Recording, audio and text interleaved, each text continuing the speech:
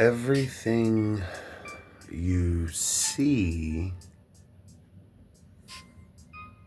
is an example of a principle that is more fundamental to existence than any law of physics or any prediction of science. And if you look at everything at once with a lens of homogeny, not in the lens of the purpose of individual things, but on the baseline of energy comprising those things. And we're on a tilt right now, you'll see what I mean. If you first look at anything you see on an individual basis at any given moment in your life,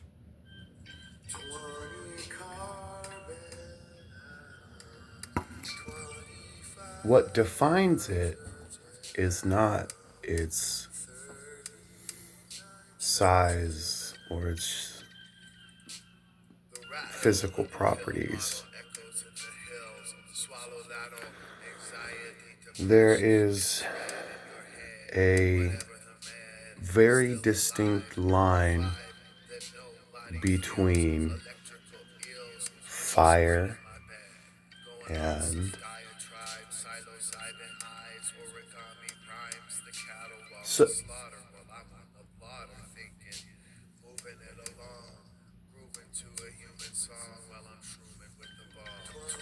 so when you blow out a candle,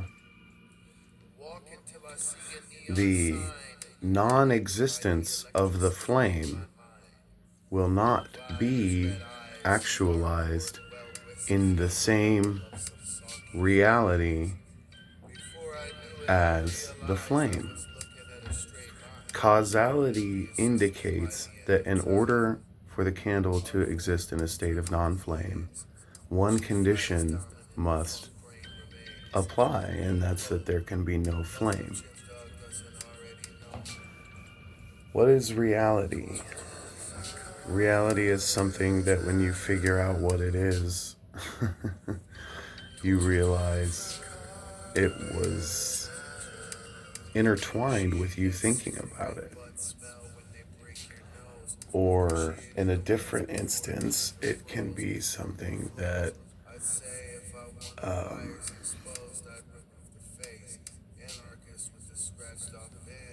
is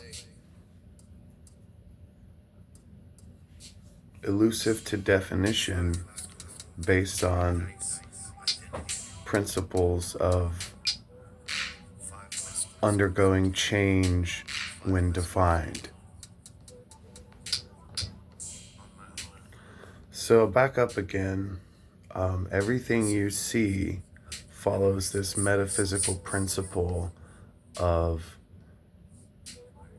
its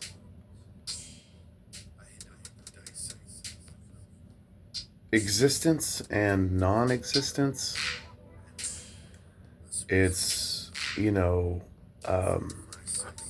path through time versus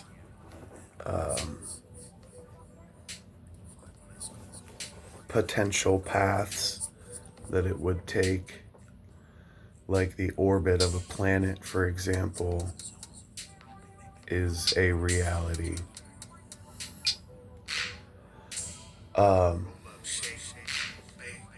If you homogenize everything and break it down to the energetic level, you come to a similar conclusion, because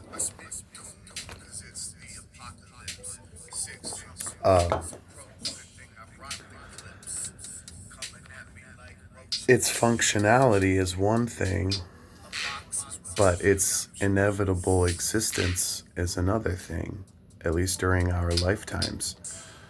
You can't deny that the universe exists, because if you close your eyes, you can't tell me how many fingers I'm holding up, and that's another reality.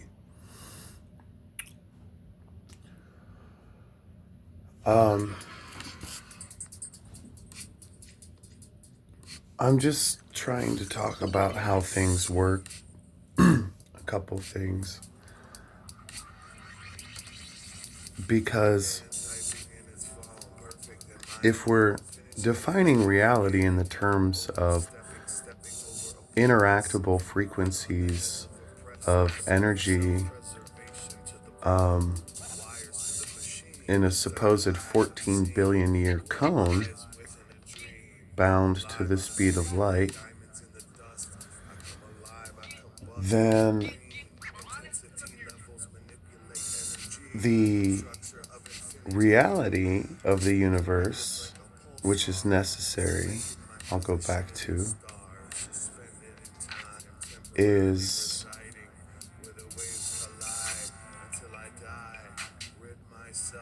that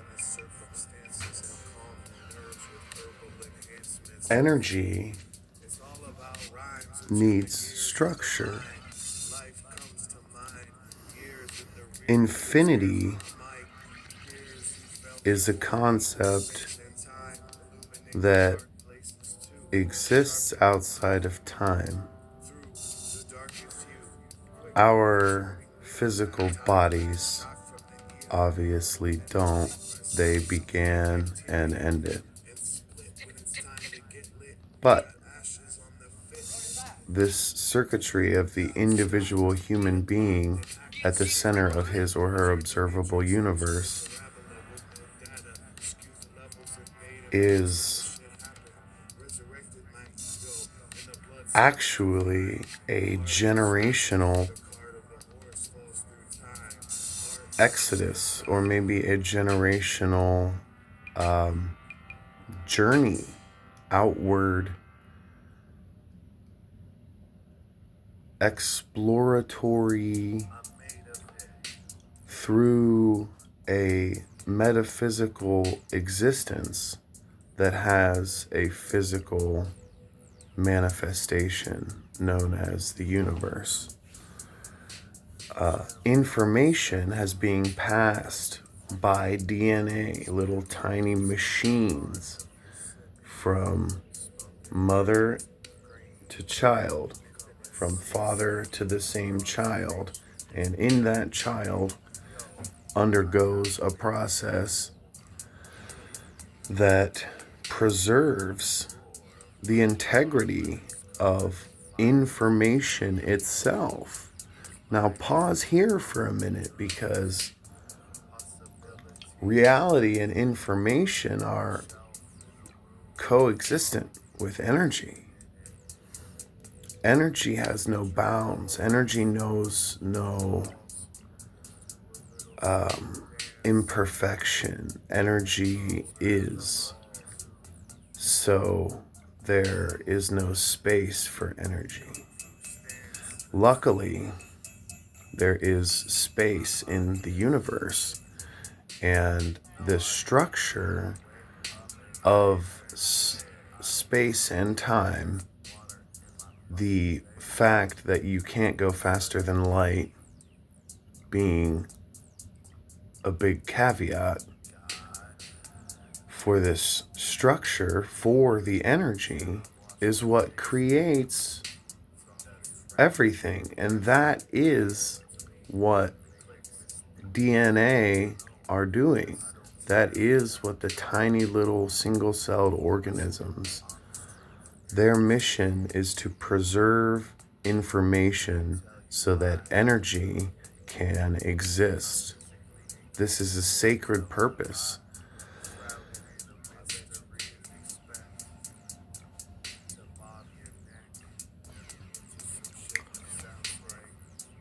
Ambiguity and brain fog, non-understanding, can be a misprocessing of the brain, But you have to understand that the brain can only take into its capacity.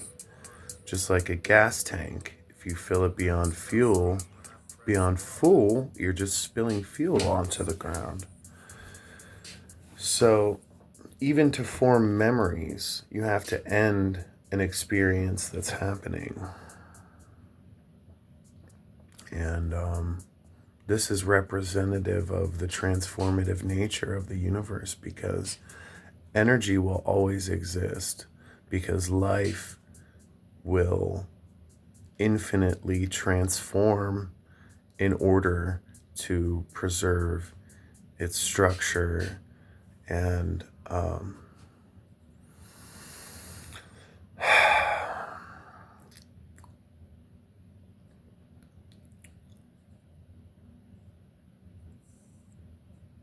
time is necessary for the processing.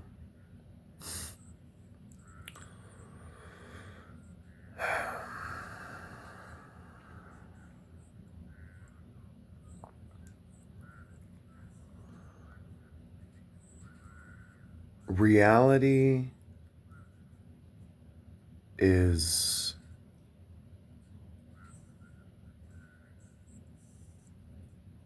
a circle. And when you begin to draw a circle, you have a point. You have your pencil on the paper. And then as soon as you start moving, you realize that this is a hyperbolic surface. You can't go in a straight line, because the center of the circle and where you began are not on the same level of existence. If you have 2 points and you connect them, you have created a reality. You have taken a space with a single reference point and created a two-dimensional machine that can now distinguish between itself and its surroundings. And it can give you more information about the paper that it's on than a single dot can. So when you begin to draw a circle, your arc begins. You realize you're not on a flat path because you're moving. And when you get to the end of the circle, you realize that the beginning is the end. And, this action of trans-dimensionalizing your experience shows you that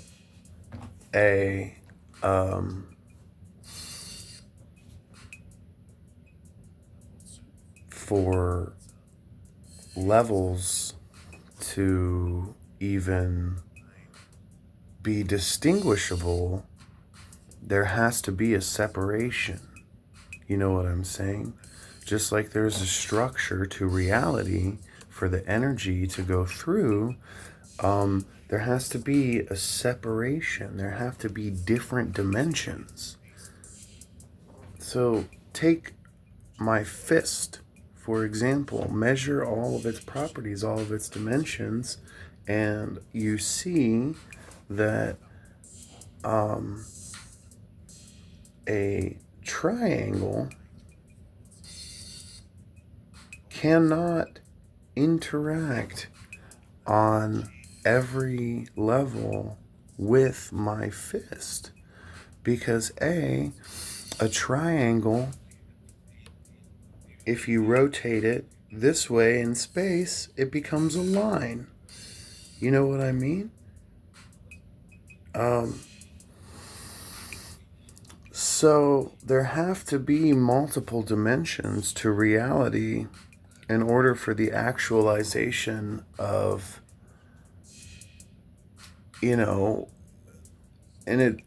in order for the actualization of three-dimensional bodies to have occurred from a singularity, which we can talk about cosmic inflation and stuff, but for there to have been somewhere for this caravan of genetic information to be passed through generations, it didn't know where it was going. It just had faith that there was something there, and there was, because it went from a little fucking thing, you know. Let's talk more about geometry and platonic solids. A pyramid, a three-dimensional pyramid, and a four-dimensional hypercube. Let's talk about a five-dimensional chrysanthemum.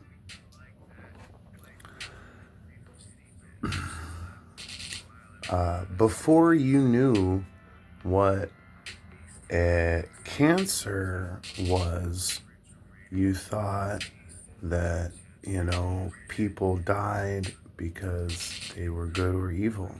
Before you knew what Amazon was, you thought that Santa Claus delivered. You know what I'm saying?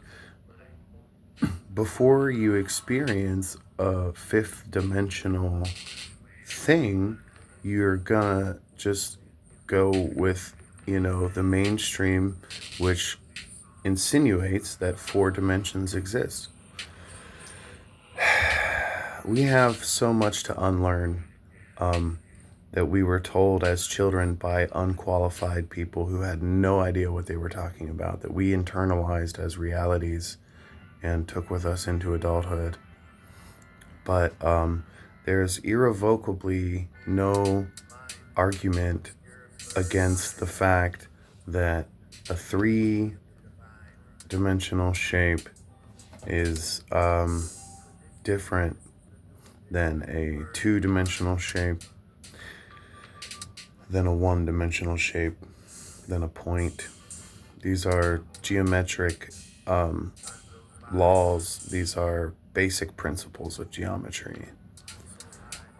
So I'm telling you now that hypercubes exist, and this is something that you can either believe or, why are you even watching this video?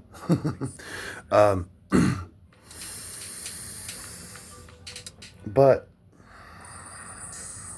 not only do those things exist, we as human beings need to be finding out about them. We as human beings need to realize that energy here is only necessary for keeping us alive.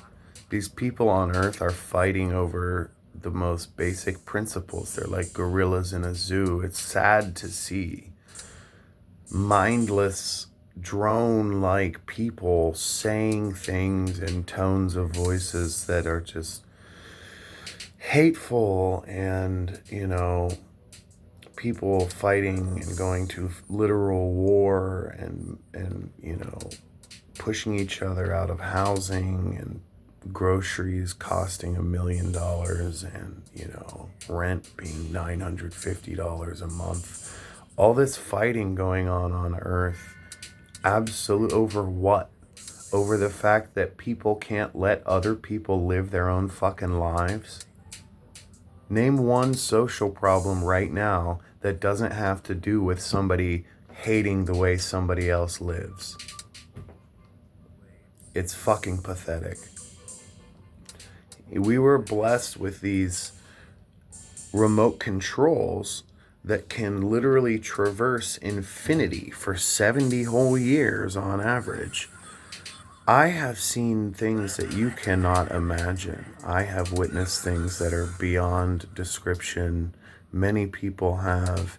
And there's love in this process. Finding out who you are. You have to acknowledge your mistakes. You have to build your character. You have to test your character. You have to prove that you are who you believe you are, and all that. Like hundreds of years ago, we didn't just sit here scrolling Facebook and fucking arguing at each other about transgender. It's really sad where humans have really put themselves, and most of it is the ruling class has kind of pinholed us into this fucking situation.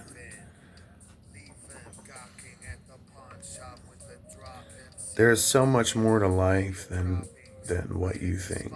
I mean, tell me what you think the pure purpose of life is. But when you have evidence of things like, hyperdimensionality and, introspective realizations and feeding your brain information that's going to be able to give the energy that you fucking consume a reason to even wake your brain up, realizing things and stuff.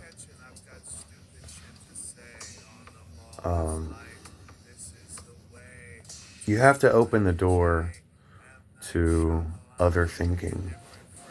Otherwise, you're gonna be in a fucking little bubble. You don't want to be bubble boy. And it doesn't have to be higher dimensional hypercubes either, but that's what I've chosen to devote my thoughts towards. I mean, yes, a lot of these things can be catalyzed by drug use. And I'm using that term, but it's really psychedelics, which are not drugs. I mean, Tylenol is a drug. Alcohol is a drug. Nicotine. But psychedelics, at the very baseline, temporarily alter your brain chemistry in this way. A chemical that is structurally similar to serotonin floods into your brain via your bloodstream, and all of a sudden, the little receptors that normally fire with the serotonin molecules are firing with the LSD molecules. And so they're firing faster, they're, firing more, and therefore there is grand communication. When you take a guitar string and you resonate it, and then you take another guitar string over here and you resonate it, those waves interact and a third channel becomes available. When you get to this third channel and you see that there are already things there that are made up of non-material, it makes you wonder about higher dimensional travel. Consume energy from light, from sound, from taste, from your memories. Time travel. Believe in the positron. Go backwards. Now, what if the universe was a hallucination? What if everything you see you can't access until you find it?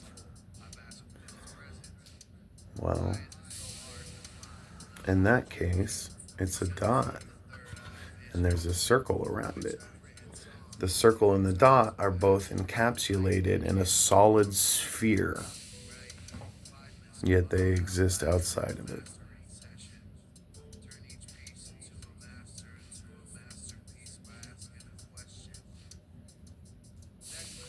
Now you can think of higher dimensions as like 2 points coexistent, but not from an outside perspective, turning completely 180 and then pushing outward. How can that thing over there exist and this other thing over here at the same time exist when you only exist as one thing. I know that this makes sense. Logically, you understand that those two things are there, but you don't experience them both being there. You experience your perspective. So these two anti-de Sitter locks are like next level shit, because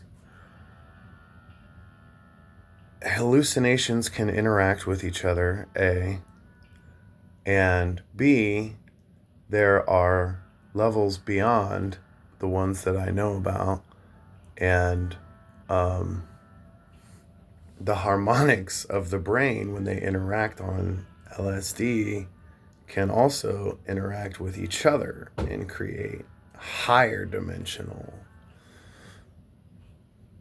connections.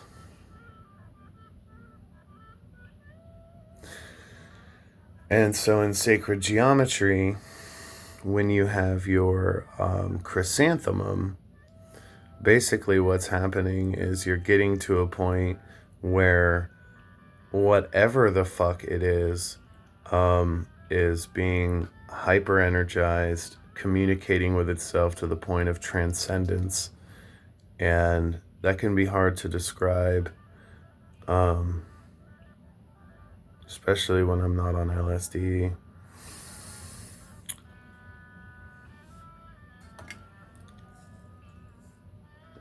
Anti-de Sitter space. Google it. Anti-de Sitter.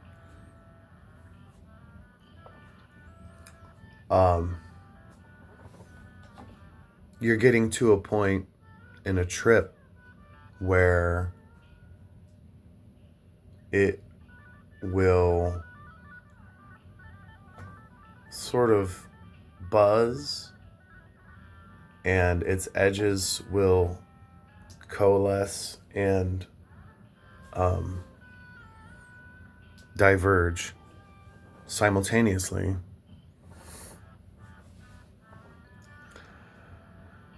And, you know, this structure exists, but does it require an understanding before it's experienceable by an individual? And you have this thing over here from just a second ago, and this thing over here. These two things both exist at the same time. And yet,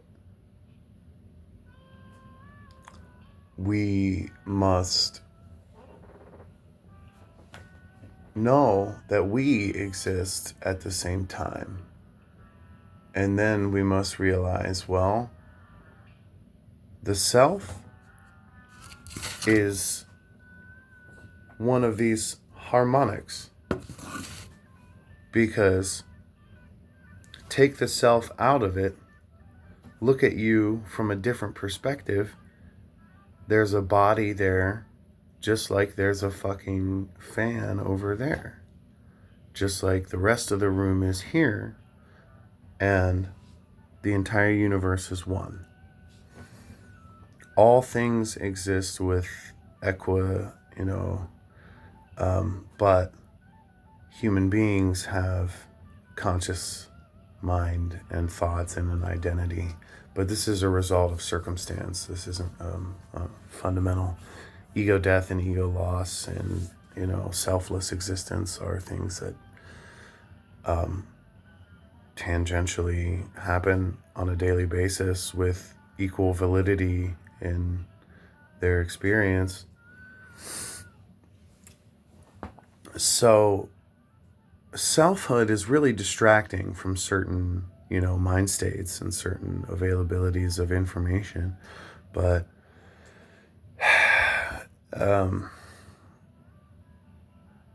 locks to the doors, you know what I'm saying? To your mind.